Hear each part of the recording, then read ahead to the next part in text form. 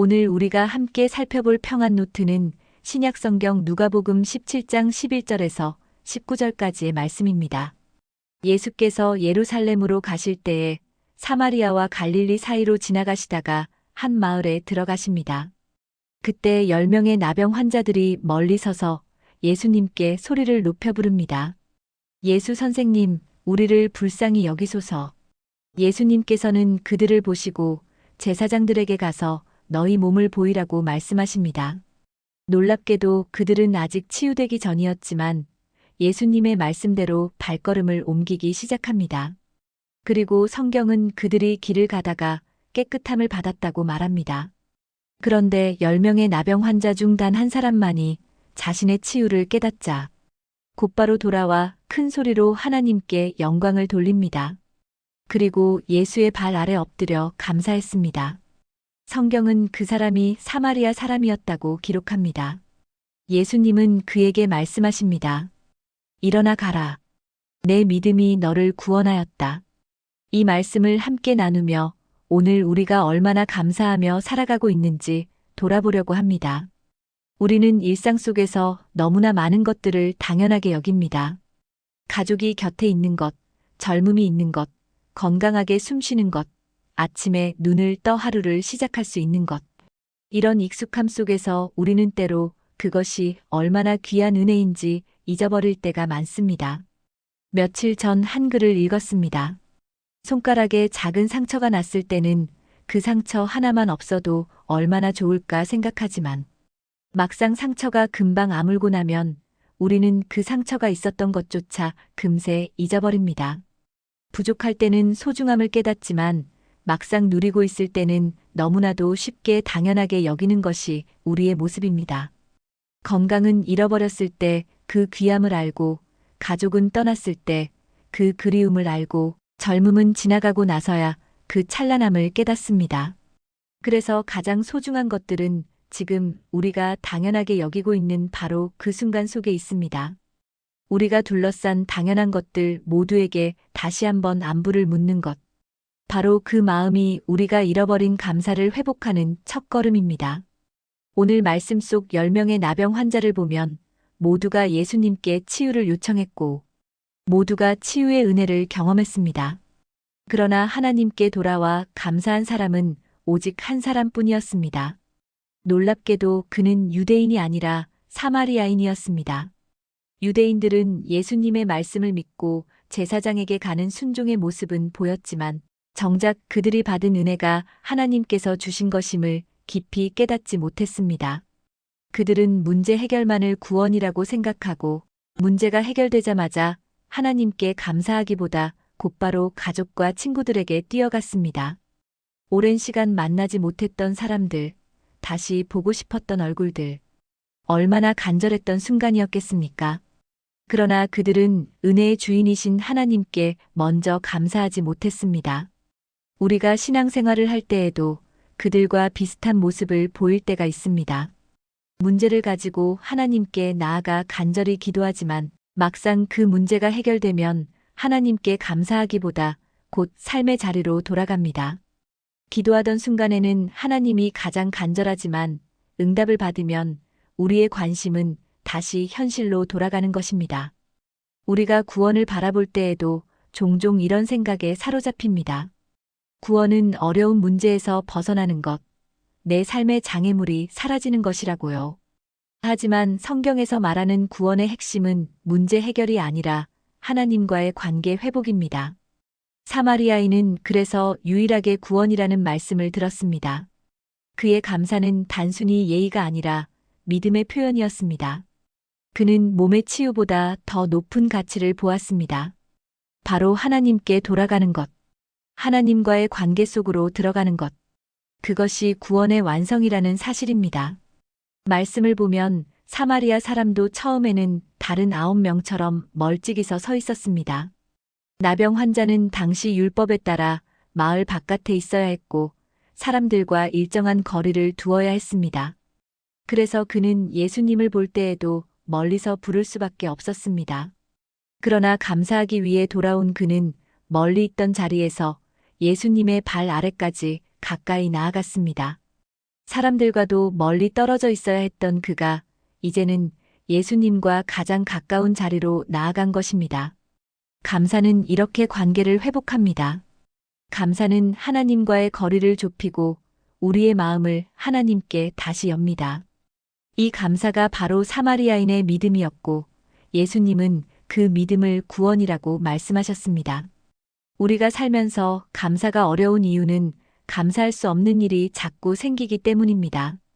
감사하려고 마음먹으면 이상하게도 감사의 반대편에 있는 일들이 계속 밀려옵니다.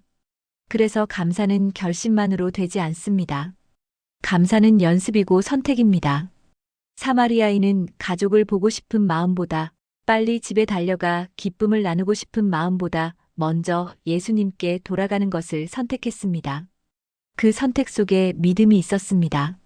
하나님께 먼저 감사하는 믿음. 그 믿음이 그를 구원으로 이끌었습니다.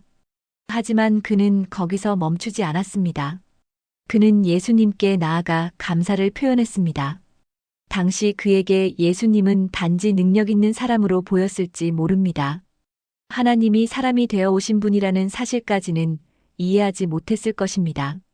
그럼에도 그는 하나님께서 자기에게 베푸신 은혜가 예수님을 통해 흘러왔다는 사실을 알고 있었습니다.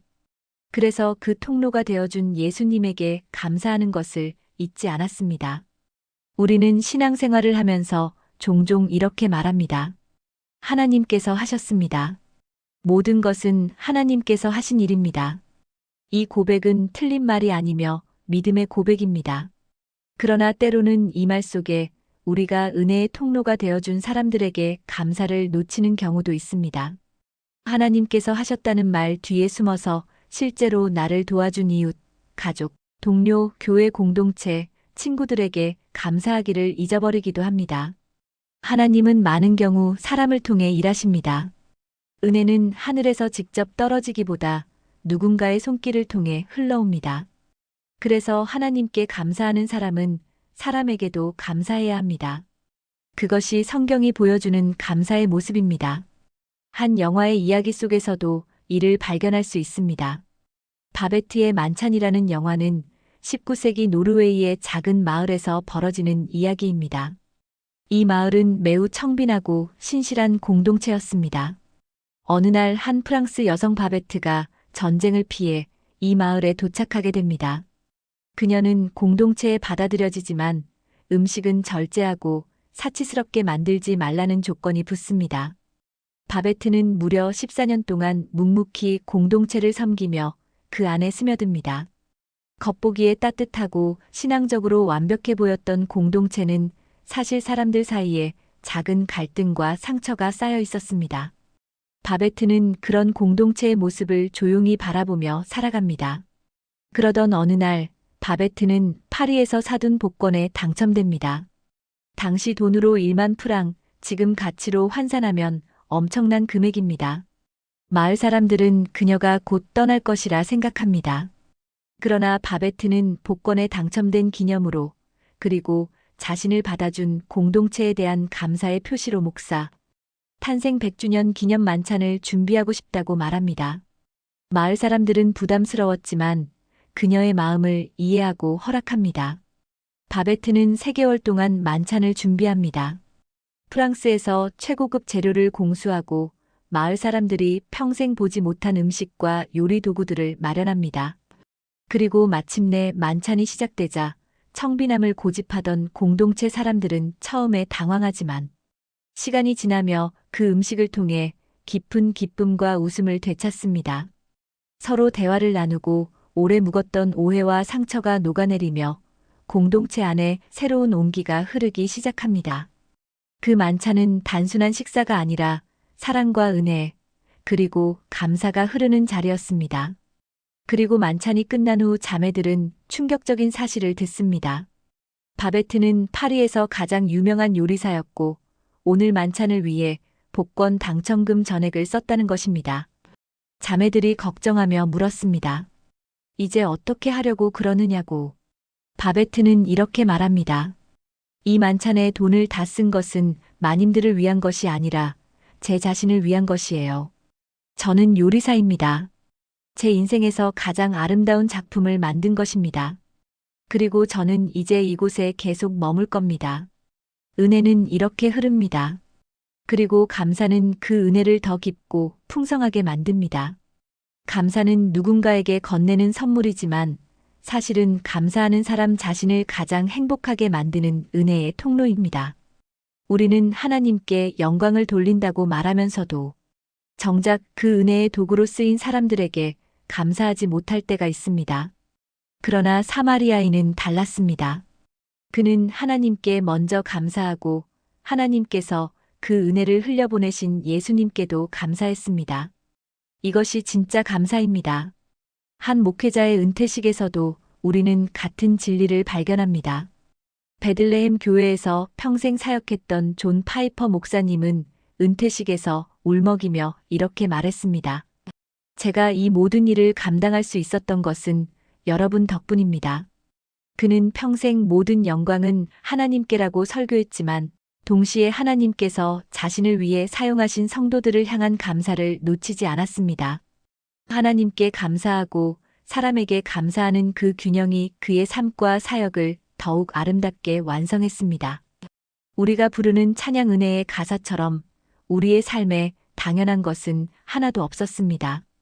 모든 것이 은혜였습니다. 우리가 당연하다고 여겼던 일상이 사실은 은혜였다는 사실을 깨닫는 것. 이것이 감사의 시작입니다. 이제 한 해를 마무리하려는 시간을 지나고 있습니다. 바쁘게 지나온 시간 속에서 이루지 못한 계획을 떠올리면 불평이 먼저 떠오를 수 있습니다. 그러나 오늘 말씀처럼 하루에 한 가지씩 감사 제목을 적어보는 연습을 해보면 어떨까요? 나에게 은혜를 베풀어 준 사람을 떠올린다면 전화 한 통, 문자 한 메시지라도 전해보면 좋겠습니다. 작은 한 문장이 누군가에게는 큰 위로가 되고 우리에게는 감사의 마음을 다시 불러일으킬 것입니다. 그리고 우리가 예배를 드릴 때 보이지 않는 곳에서 수고하는 많은 이들이 있습니다. 그들에게도 감사의 마음을 전할 수 있으면 좋겠습니다.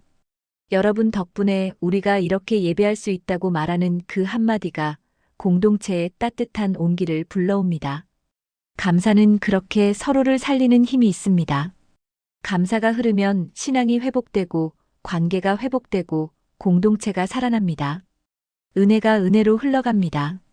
우리의 삶 속에서 하나님께 먼저 감사하고 하나님께서 보내주신 사람들에게도 감사하는 마음을 회복할 수 있기를 바랍니다. 그 감사 속에서 하나님과 더 가까이 걷는 기쁨을 누릴 수 있기를 바랍니다. 오늘도 항상 감사하는 마음을 가지고 살아가시길 바랍니다. 구독과 좋아요는 저에게 은은한 위로가 됩니다.